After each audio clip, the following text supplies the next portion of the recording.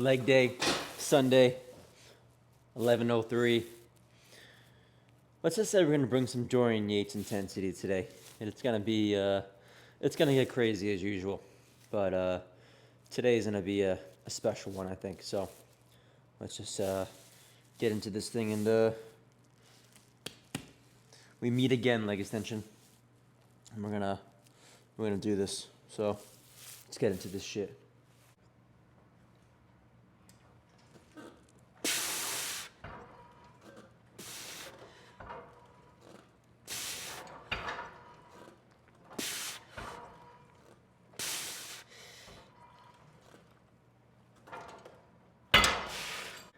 Last warm up is going to be the least amount of reps. So I'm going to do 2 to 3 on this.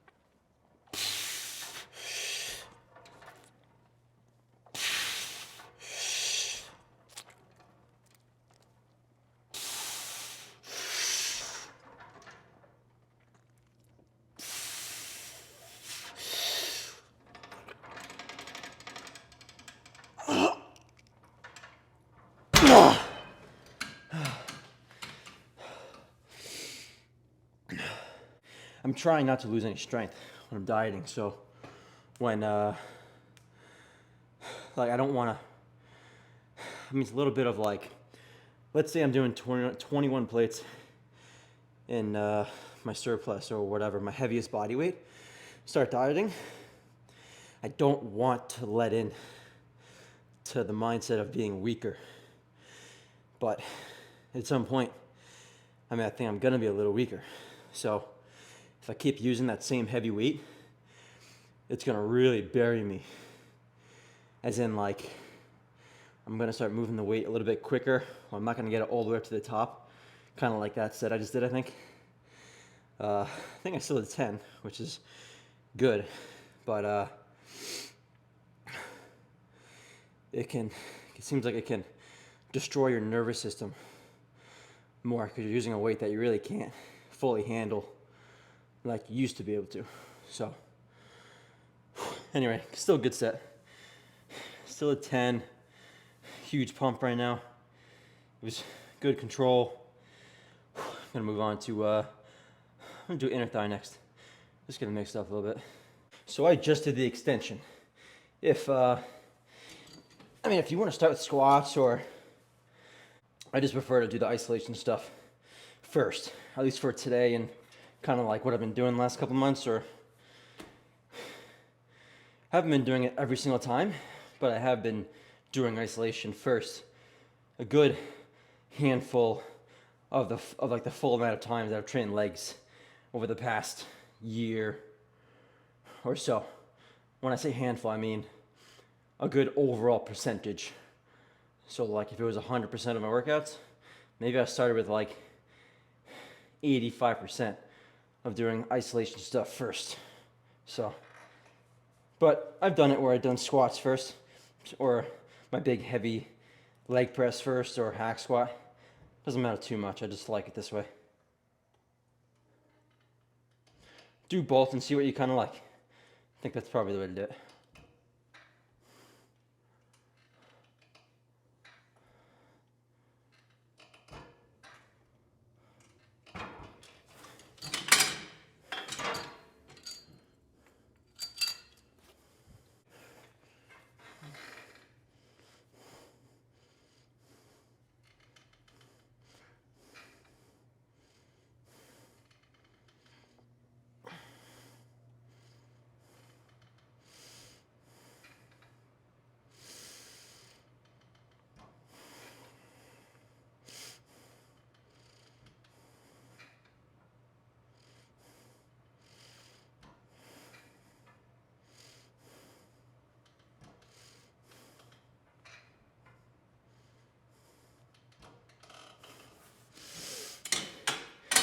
After your first exercise, if it's isolation like I just did, all the other isolation stuff, I don't think you need more than 1 set, 2 set max. So I just did two sets just back to back there. Now I'm gonna go up to 15 plates. This machine's 16. It's not a super heavy machine, so I'm able to do pretty much the entire thing. Pretty close. All right, gonna walk back and forth and then come right back here. All right, as many as you could do. Full opening, full closing. Simple as that, man. Let's get into this shit.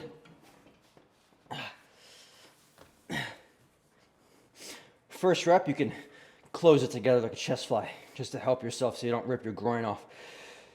Like this. All right. Now let's start.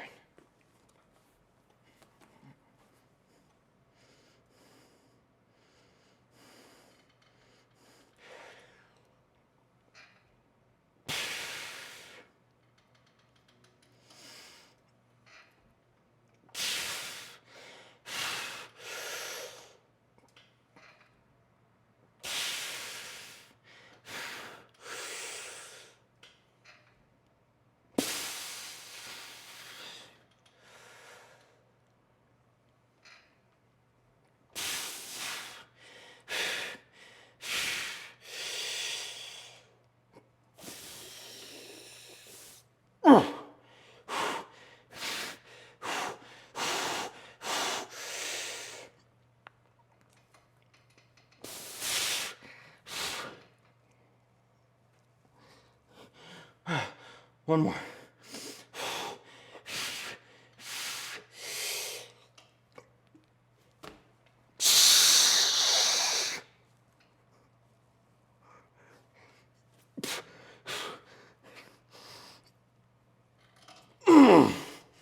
Oh. Oh.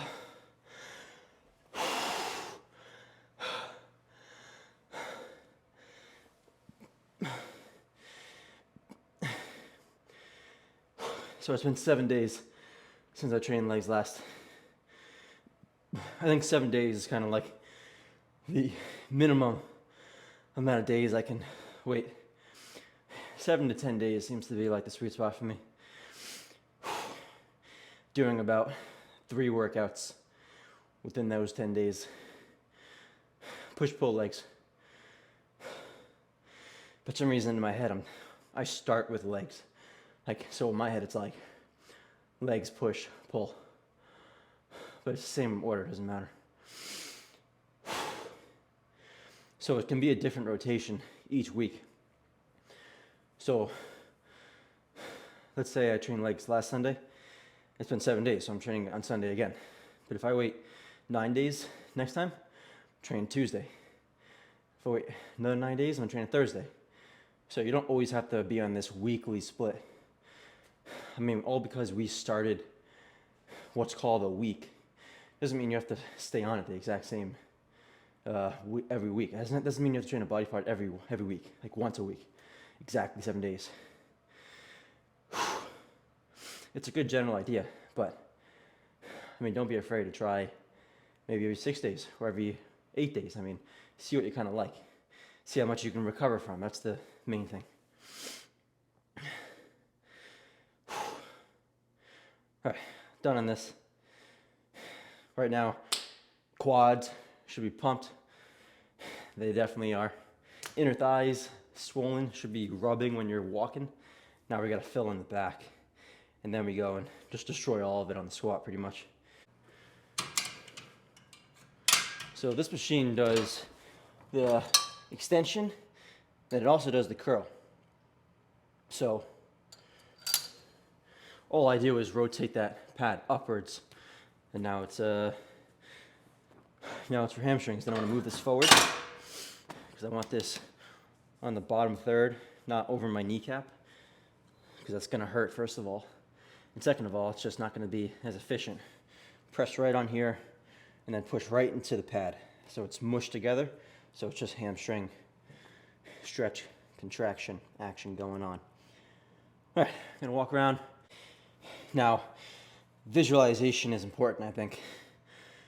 So before the workout, during the workout, you're imagining, you're being one with the muscle tissue, and you're imagining what it's going through as you're stretching it under full load and you're fully ripping it, kind of like ropes. Imagining the rope stretching, ripping a little bit, and then you're yanking it back, you're pulling, stretching.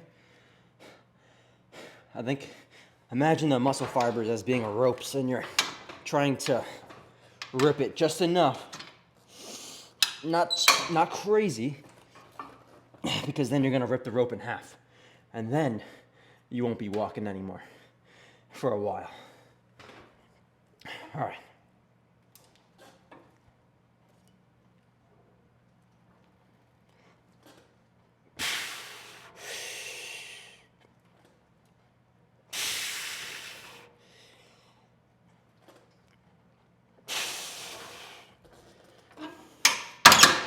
One warm up, no more needed. Just did 11 plates, going up to 15 for a set of 6 to 8. Connecting with the hamstring, destroying the hamstring. That's what's going through my head right now. As tight as you can go. Scoot your hips back. All right. Drive your knees up and get it going, just like this.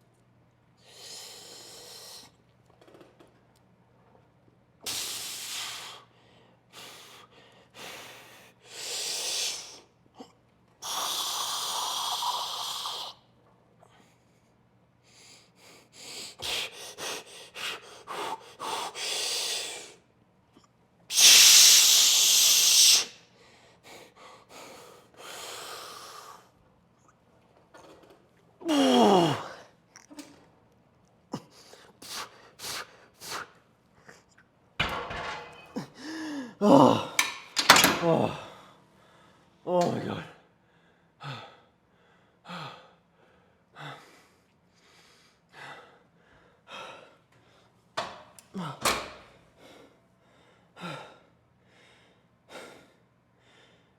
It's been 30 minutes. Isolation stuff done. Once you can't do as many, or once you're done with as many as you can on the positive, getting it all the way down, or as close as you can to all the way down, the last one, you can try to, if you want to make it even more intense, you could try and hold it for a static hold with the pad under you, or as much as you can.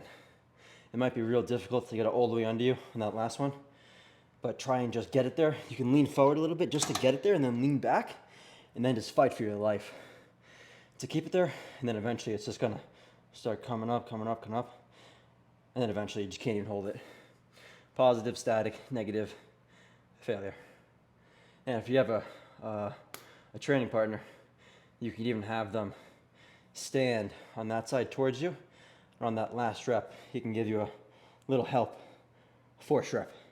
A little help just to get it under you, just enough to keep it moving, and then you can let go, and then maybe do 1 or 2 like that, depending upon how much he decides to kill you on that force rep. If he kills you, then just go for maybe a static hold, or you can take the negative up for a little bit, all the way to the top, and then he can just throw it down for you all the way, just help you to the bottom, and then you can try and hold it for a negative. A couple different ways of doing it. Or if you don't have either of that and you want to mix it up and you don't want to do what I just did, which is the negative hold, well, what do you call it? I don't think you call it anything. Just, positive failure, and then you're trying to hold it on the way up. I guess we'll call it negative failure. Or you're trying to exhaust the negative portion of the rep. If you don't want to do that, then you could do partials. Get it down, last one, take it back up for a regular rep, and then just bang out some partials until you can't move it. Oh, all right, squats time. You could either squat Smith or free bar. I just like doing the Smith. I did the free bar for years, and then I didn't squat for a bit, and I was doing hack squats with leg presses. Good exercises, but do the squats and see how much we can work up to. So as I'm squatting, I want to stay as upright as possible. So I want my feet under me as much as possible. I don't want my feet too far in front of me, because then I'm going to end up being like too far leaning back. If I put my feet too far under me, then I'm going to end up having to lean over. So it's finding a sweet spot. This bar doesn't move. So if this was like a regular free bar squat, you wouldn't have to worry about that, because you can just get your stance and you can go down. You can move forward a little bit if you have to, or back a little bit, but this bar doesn't move. So you're stuck in a path, so you gotta have to adjust your feet a little bit to be just enough under you, but not too far under you, because then you're gonna have to lean over. So it's finding a sweet spot.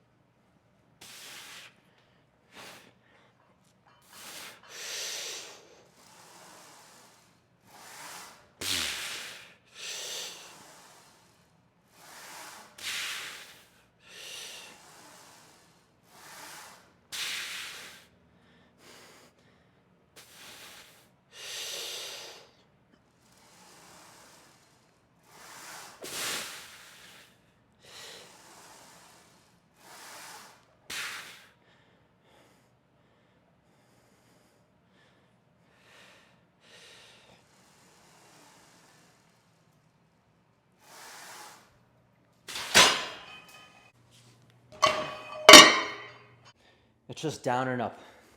That's what you gotta think. That's it.